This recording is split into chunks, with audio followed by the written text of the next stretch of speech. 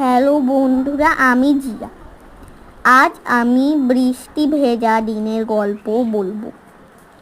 আজ সকালে ঘুম থেকে উঠে দেখি চারদিকে শুধু বৃষ্টি আর বৃষ্টি। খোলা আকাশটা যেন কাঁদছে। আজ রোদের একটু দেখা নেই। তবে সত্যি কথা বলতে কাদা বৃষ্টির জন্য আমার মনটা ভালো নেই।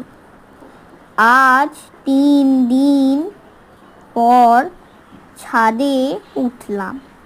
বৃষ্টিতে ভিজতে তোমাদের কার কার ভালো লাগে কমেন্ট বক্সে লিখে জানিও।